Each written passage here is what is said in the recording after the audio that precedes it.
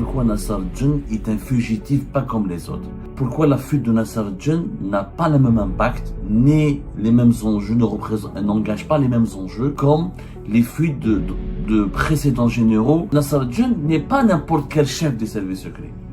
Pourquoi? La DGSI en Algérie, la Direction Générale de la Sécurité Intérieure, c'est le service secret le plus puissant du pays. C'est le maître de tous les services secrets. C'est le cœur battant de l'appareil sécuritaire. En termes de prérogatives, d'équipement, de champ d'intervention, d'accès à des dossiers sensibles, c'est la DGSI qui a reçu les plus importants investissements de l'État algérien. Quelqu'un comme Nasser Djen, quand il était à la tête de la DGSI, il a travaillé sur d'autres dossiers. Il a accès à d'autres informations que les autres n'ont pas. Il a des rapports détaillés sur tout ce que font les diplomates étrangers. Ça, même Abdelmajid Tebboune n'a pas cette information. Même Seïd Chengriha n'a pas cette information. Les infiltrations des groupes armés, les indicateurs au sein des mouvances armées, des mouvements armés, que ce soit des mouvements armés présents sur le territoire algérien ou là sur le territoire étranger, parce que la DGSI en Algérie, elle opère aussi, elle peut opérer des fois à l'étranger dans les pays voisins. Le renseignement intérieur est extrêmement puissant. Et son patron, et tous les patrons de l'enseignement intérieur en Algérie étaient des personnages très puissants. C'est pour ça que je vous dis, Nasser Djen n'est pas n'importe, c'est pas un simple fugitif. Pourquoi Nasser Djen est un fugitif pas comme les autres? Pourquoi la fuite de Nasser Djen n'a pas le même impact, ni les mêmes enjeux, n'engage pas les mêmes enjeux sécuritaires et politiques et diplomatiques comme les fuites de précédents généraux qui se sont produites avant l'affaire Nasser Djen. Parce qu'effectivement, Nasser Djen n'est pas le premier général qui a pris la fuite. Ghali Belkacem, l'été 2019, ancien patron de la gendarmerie nationale. Entre 2018 et 2019, ancien patron de la brigade de Bab Jdid, ancien patron du groupement territorial de la wilaya de Blida. Il était à la tête du groupement du commandant de la région, de toute la région, de toute la première région militaire qui relève de la gendarmerie nationale, le groupement régional. Il était patron du groupement territorial d'Alger. Habib Chentouf, l'ancien patron de la première région militaire. On a eu Khaled Nzar entre 2019 et fin 2020. C'est pas la première fois, effectivement, que des officiers, que des généraux algériens séjournent à l'étranger ou fuient à l'étranger ou partent à l'étranger pour déguiser leur fuite en un séjour médical ou un séjour pour les affaires personnelles. Sauf que c'est pas la première fois aussi que nous avons des officiers des services secrets. Abdelkader Tirab, les années 90. Samraoui, le colonel Samraoui, les années 90. Donc, il y a eu déjà des cas auparavant de fuite. Mohamed Samraoui, voilà. Colonel Mohamed Samraoui. Il y a eu déjà des cas. Habib Souaidia. Mais c'était pas des officiers importants, des officiers d'un rang supérieur. En clair, c'était pas un patron, un chef des services secrets. Et Nasser Djen n'est pas n'importe quel chef des services secrets. Pourquoi? Il faut savoir que la DGSI en Algérie, la Direction Générale de la Sécurité Intérieure, qui est le service, qui est l'entité des services de renseignement intérieur, c'est le service secret le plus puissant du pays. C'est le maître de tous les services secrets. C'est le cœur battant de l'appareil sécuritaire. C'est le poumon de l'appareil sécuritaire et de même, je dirais même de l'appareil militaire. En réalité, c'est le bras armé du pays. Pourquoi? En Algérie, rappelez-vous, en 2013, quand la réforme de DRS a été entamée, ensuite qui a mené vers la dissolution du DRS, on a créé la Direction de surveillance et de sécurité, la DSS. La Direction de surveillance et sécurité. On a pris le DRS et on l'a morcelé, le DRS. La DGDSE, la DDSE, la Direction de la documentation de la sécurité extérieure, a été séparée, à part. La DGSI, la Direction générale de la sécurité intérieure, on a été mise à part. La DGLT, la Direction générale de renseignement technique, a été mise à part. Et la DCS, la Direction centrale de la sécurité de l'armée, a été mise à part, en plus d'autres sous-directions qui ont été dissoutes, ou reformulées, ou reconfigurées, comme l'ancienne direction chargée du contrôle de la presse et des médias, comme le SCORAT, l'unité de contre-terrorisme, pas mal d'anciennes directions. On ne va pas rentrer dans tous les détails. Ce qui nous importe, nous, c'est de comprendre pourquoi la DGSI a gardé une puissance de frappe, une puissance particulière. Puisque dans cette réforme, quand ils ont créé la DSS, et quand son coordinateur était Béchir Tartak 2015 à 2019, toute la force, tous les équipements les plus importants, tous les outils sécuritaires, les ressources humaines les plus importantes ont été mises à la disposition de la DGSI. Dans ce morcellement du DRS, ou dans cette reconfiguration du DRS, l'entité qui est restée, qui a capitalisé, qui a pris toute la force du DRS en termes de ressources humaines, de ressources financières, de base opérationnelle, de base logistique, en termes de prérogatives, aussi en termes de champ d'intervention et de champ d'opération, c'est la DGSI. La DGSI, c'est le renseignement intérieur. Donc, elle a été équipée, outillée pour être la tête de file de tous les services de sécurité et tous les services secrets. Il n'y a, en termes de nombre d'officiers et d'agents, il n'y a que la DGSN, la police nationale et la gendarmerie qui ont plus d'agents que la DGSI. Mais en termes de prérogatives, d'équipement, de champ d'intervention, d'accès à des dossiers sensibles et d'enquête sur les dossiers sensibles, et en termes de formation, en termes aussi de relations et de connexion avec des services de sécurité, des services secrets étrangers, en termes de moyens de technologiques et des moyens de surveillance technologique, c'est la DGSI qui a reçu les plus importants investissements de l'État algérien depuis 2013-2014, depuis 2015 même, après la naissance de la DSS, jusqu'à aujourd'hui encore. Il faut savoir par exemple qu'en 2013, le régime algérien, l'État algérien, avait lancé la construction d'un nouveau siège des services secrets. Nous en avons parlé, nous, fait Algérie Part. On a fait même une enquête assez approfondie. On en a parlé en 2017, je crois. C'est le fameux château Holden de Douera. Vous pouvez aller voir l'enquête d'Algérie Part qui avait été publiée en juillet 2017. Le projet Holden ou les immenses chantiers et budgets de l'armée algérienne. On avait expliqué à l'époque comment un ancien château, un ancien domaine familial, un ancien domaine colonial très célèbre dans la région de Douera, Holden, où les habitants de Douera connaissent très bien l'histoire du château Holden, qui avait abrité, après le coup d'état de 65, la détention de Mohamed Ben Bella, l'ex-chef d'État, après le coup d'état de Boumediene, qui a été libéré par la suite au début des années 80, après la mort de Boumediene par le nouveau président qui avait succédé à Walid Boumediene Chadli Ben Jdid.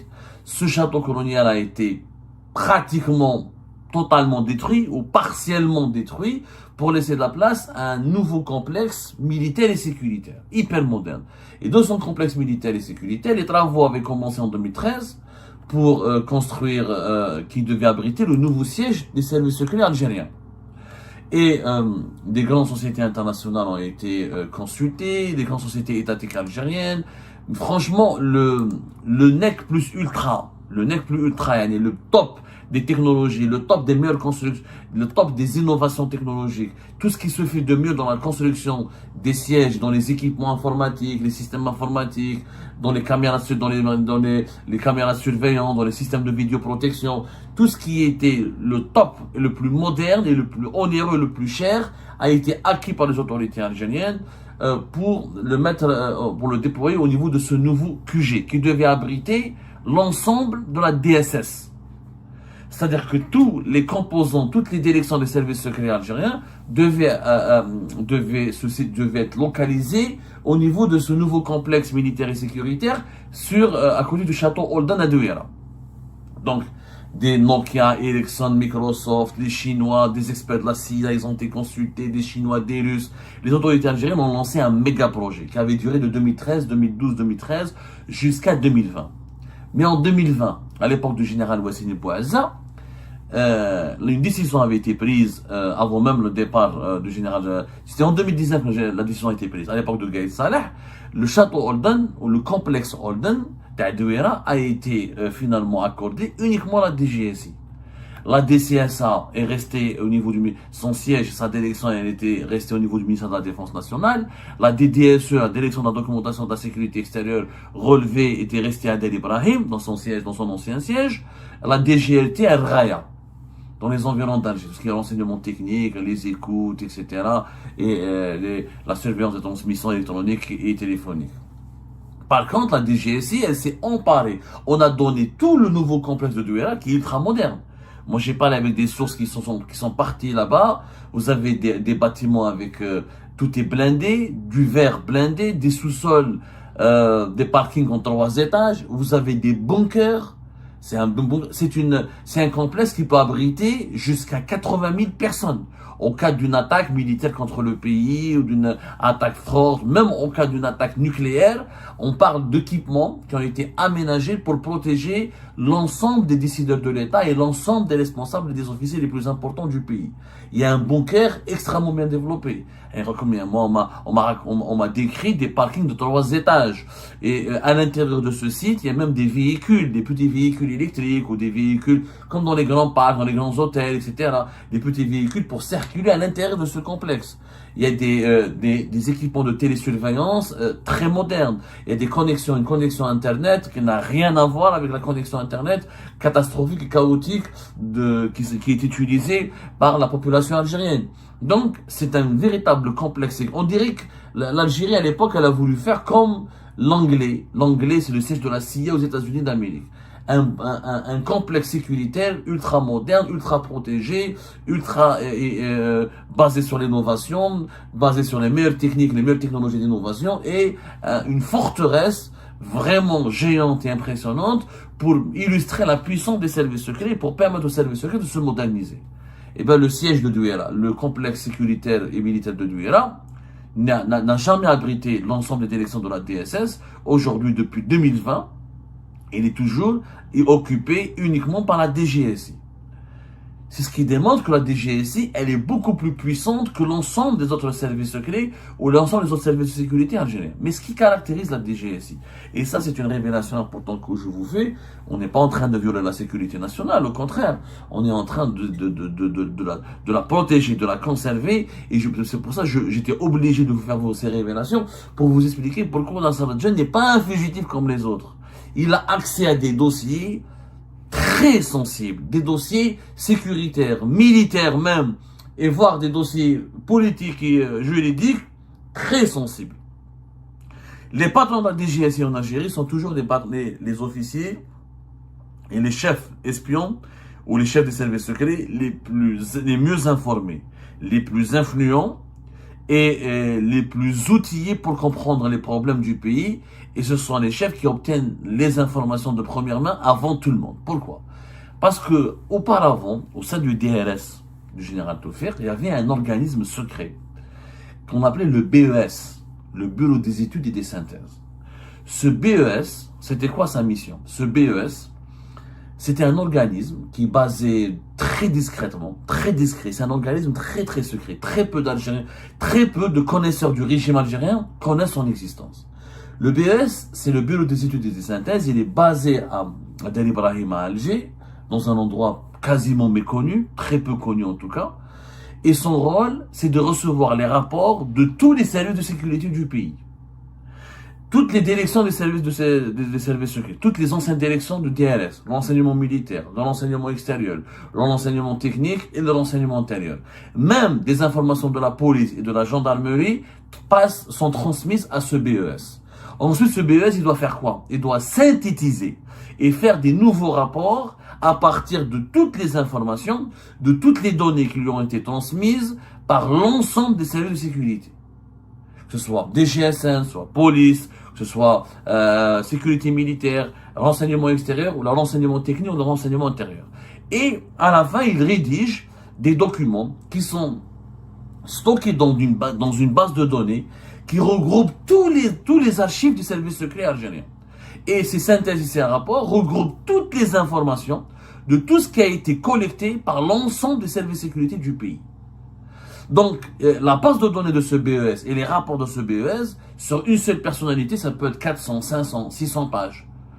Et ce BES, qui était auparavant sous la coupe du DRS, directement du patron du DRS général Taoufir, qui devait être par la suite être sous la coupe de la DSCSS, c'est-à-dire du coordinateur des services secrets, depuis 2019-2020, il est uniquement placé sous l'égide de la DGSI. C'est-à-dire que la DGSI, elle a accès directement aux données ultra précieuses du BES.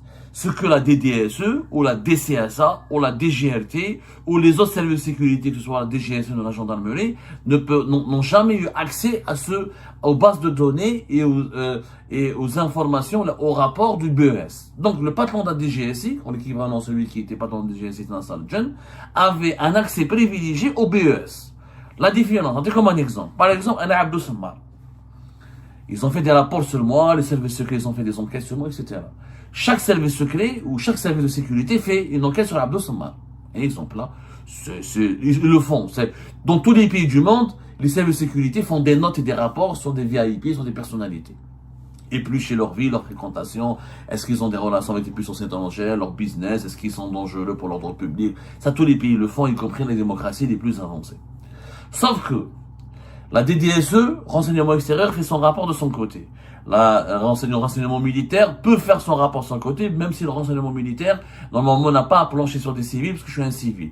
Mais si j'ai des parents militaires, ou si j'ai des relations ou des amis militaires, le renseignement militaire fait des rapports et une enquête sur ma personne.